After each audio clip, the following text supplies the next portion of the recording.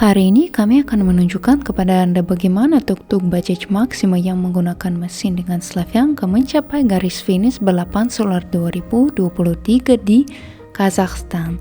Sejak 11 Juni, tim telah melakukan perjalanan yang terus-menerus menjadi rangkaian rintangan tak terduga bagi para peserta kami.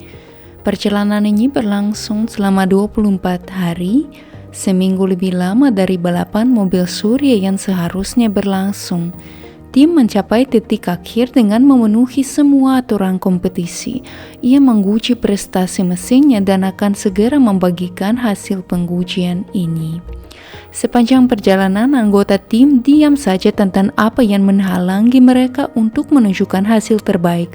Orang-orang itu menjalankan tugas utama mereka dengan sangat serius dan bertanggung jawab, yaitu menguji motor dalam kondisi yang paling sulit dan menganalisis sebarang masalah yang bahkan tidak tergantung dari mereka. Nah, mari kita lihat apa yang telah dicapai tuk-tuk di hari-hari terakhir perjalanannya. Setelah pemenang lomba mobil tenaga surya Daniel Vetrene ditentukan, tanpa disangka tim kami memulai tahapan penelitian yang produktif. Ini adalah hari ke-19 perjalanan tuk-tuk. Mobil surya terus menunjukkan kecepatan yang stabil. Pada siang hari mereka secara konsisten menempuh jarak lebih dari 100 km. Di Shymkent diadakan pertemuan kecil dengan para penggemar di mana tuk-tuk itu disebut mobil matahari bersayap. Dan setelah itu, tim melewati daerah dengan tanjakan terjal. Menurut pilot Vladimir, mereka merangkak di gigi 1, penting untuk mempertahankan mode ramah lingkungan untuk kemurnian percobaan dan tidak meningkatkan daya dorong. Kami menerapkan pemulihan dengan kecepatan 40 km per jam saat turun. Tuk-tuk lulus ujian ini dengan sempurna. Pemulihan melambat dengan baik bahkan di lereng yang curam. Tidak perlu menggunakan rem.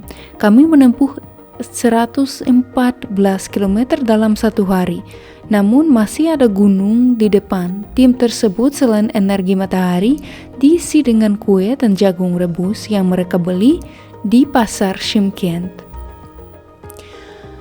Saat matahari terbenam, kami melewati cagar alam Aksu Jabagli, cagar alam pertama dan tertua di Kazakhstan. Tempat ini layak untuk dilihat. Sekarang ada beberapa ribu spesies serangga di cagar, serta reptil dan amfibi langka yang tercantum dalam buku merah. Ini adalah tempat di mana kami menghabiskan malam, lebih baik daripada hotel bintang 5. Kalau berangkat terpisah dari peserta rombongan utama, ternyata berangkat sendiri. Sebenarnya itu sulit. Anda tidak begitu mengerti apakah yang Anda lakukan relevan. Anda bepergian sendirian, situasi yang sedikit tidak dapat dipahami, misalnya sulit secara psikologis. Hari berikutnya, kami berangkat jam 9.30 dengan baterai yang diisi penuh. Ada tanjakan yang lebih panjang yang menghabiskan banyak daya baterai. Tuk-tuk harus lulus ujian lagi di daerah penggunungan. Di ujung turunan terjal terpanjang, Vladimir terus-menerus menggunakan rekuperasi. Pada saat yang sama, level pengisian daya dipertahankan sekitar 1,5 kW, persentase pengisian daya adalah 97. Itu adalah penurunan yang ditakuti oleh semua peserta lomba. Tuk-tuk lulus tes ini. Tidak ada situasi berbahaya. Tim tersebut bahkan berbagi life hack dengan pelanggan. Anda tidak boleh berkendara ke turunan ini dengan muatan 100%, untuk memulihkan muatan maksimum dengan kecepatan kurang dari 40 km per jam. Pada hari ini kami melewati Taras. Kami menempuh 133 km dalam sehari. Mari kita bahas sejarah tuk-tuk. Mengapa hasil yang ditunjukkan mobil tenaga surya saat pengujian tidak dicapai saat balapan? Tuk-tuk diambil dari pemilik sebelum dimulainya kompetisi. Pengoperasian kendaraan listrik menyiratkan budaya tertentu.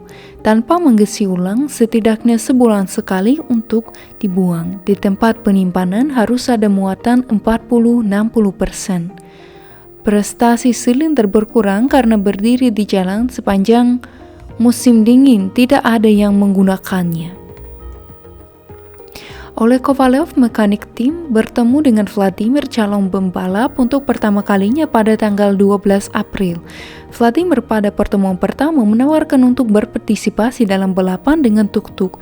Vladimir telah menonton video fase gelap Nikita selama lebih dari 3 tahun, bahkan ketika dia baru berencana melakukan perjalanan jauh. Pada tahun 2022, Vladimir sudah ingin berpartisipasi dalam perlombaan tersebut, tetapi dia tidak menemukan jalan keluar bagi orang-orang di perusahaan Stein. Pada bulan April, Oleg mendapat persetujuan dari Andrei Lobov dan para pemimpin lainnya. Oleg dan Vladimir tiba di Obninsk pada tanggal 5 Mei, bekerja hingga 2 Juni, bertiga bersama dengan Dmitri. Partisipasi dalam perlombaan disetujui dengan cepat, tetapi waktu yang tersisa untuk menyiapkan tuk-tuk sangat sedikit. Hanya dalam sebulan itu diperbarui dan disiapkan. Anehnya, meski sudah lama digunakan, tuk-tuk masih bisa menempuh seluruh lintasan. Namun lebih baik bersiap untuk balapan berikutnya dalam waktu yang lebih lama. Pengujian pendahuluan akan membantu menghindari beberapa kerusakan yang telah ditemukan dan diperbaiki oleh tim selama balapan di minggu pertama. Kami mengungkapkan rasa hormat kami kepada tim tuk-tuk hingga garis finish. Mereka tidak membagikan cerita ini secara terbuka dan bertanggung jawab penuh atas kegagalan tuk-tuk. Pada tanggal 1 Juli, kami berhasil berangkat pukul 8.30 dengan muatan 100%. Di speedometer saat itu jaraknya adalah 2.880 km, melewati lebih dari 80% route. Tim kami masih menempuh jarak sekitar 500 km ke Almaty ketika dua peserta balapan sudah selesai, yaitu Danik dan Gani. Saat itu pilot kami Vladimir mencatat momen bersejarah 3.000 km dengan speedometer tuk-tuk. Kami makan jagung hitam, produk eksotis yang hanya dapat ditanam di daerah yang sangat hangat. Selain itu, kue gandum dengan madu dan orang-orang ceria yang kami temui di sepanjang jalan juga merupakan dukungan besar bagi tim. Kami menempuh 142 km dalam satu hari. Kami bermalam di tepi kanal. Percakapan selalu dibangun dengan sangat orisinal. Penduduk setempat selalu tersenyum, mendekati, mengajukan pertanyaan. Listrik, saya bilang ya. Apakah itu bekerja dengan menggunakan energi matahari? Saya bilang ya. Kemudian mereka bertanya, dari mana asalmu? Saya berkata, dari Uralsk. Mereka bertanya, mau kemana? Saya bilang kepada Almata. Asalmu dari mana? Saya bilang dari St. Petersburg. Dan bagaimana Anda mengirimkan barang ini dari St. Petersburg ke Uralsk? Saya bilang, sebenarnya ini dari Obninsk. Ini saya saja yang dari St. Petersburg. Pada prinsipnya percakapan seperti itu dibuat hampir setiap hari. Pada tanggal 2 Juli, permulaannya dilakukan beberapa saat kemudian, pada pukul 8.55, tetapi dengan biaya 100%. Kami melewati desa Kainar di wilayah Jambul. Kami mengamati pengangkutan bilah besar untuk ladang angin. Kami melihat celah kordai yang terkenal antara penggunaan Kindiktas dan Jetejol, sangat sulit untuk kendaraan di musim dingin. Tim kami mencapai kakinya saat matahari terbenam. Pemandangan padang rumput dengan kuda-kuda adalah pengalaman lain yang layak untuk dilakukan dalam perjalanan. Kami berhenti untuk bermalam di ketinggian 1.233 meter. Sangat nyaman untuk mengisi ulang tenaga di pagi hari. 183 km tersisa ke garis finish. Kami menempuh 127 km dalam sehari. Pada 3 Juli, tim sudah berjuang untuk finish, kami membuat prediksi di pagi hari. Apakah kami dapat menyelesaikannya hari ini atau besok? Pengemudi mobil dukungan teknis harus kembali ke rumah untuk anak-anak, jadi kami berusaha untuk melepaskannya secepat mungkin. Selain itu, seluruh tim memimpikan istirahat sejenak sebelum perjalanan menuju titik kumpul para pembalap di Almata. Namun demikian, saat mendaki celah mereka memasang baterai dan di pagi hari mendung tebal. Karena itu tidak mungkin mengisi daya dengan cepat. Kami berangkat hanya pukul 10 pagi. Pada jam 3.44, Vladimir mencatat bahwa kurang dari 100 km tersisa ke Almata. Ini menambahkan emosi positif. Perbaikan jalan raya A2 memperlambat tuk-tuk, tetapi kami berharap tahun depan setelah renovasi selesai akan ada banyak tempat pengisian mobil tenaga surya di sini. Sehingga hari itu kami tidak mencapai garis finish. Kami bermalam di sebuah lapangan di tenda-tenda sekitar 70 km dari Almata. Kami menempuh 102 km dalam satu hari. Tanggal 4 Juli dimulai pukul 9.30 pagi dan sudah pukul 2 siang garis finish. Teman-teman yang terkasih, tim tuk-tuk kami selesai di Ice Palace Almaty Arena dan mimpi pertama pilot menjadi kenyataan.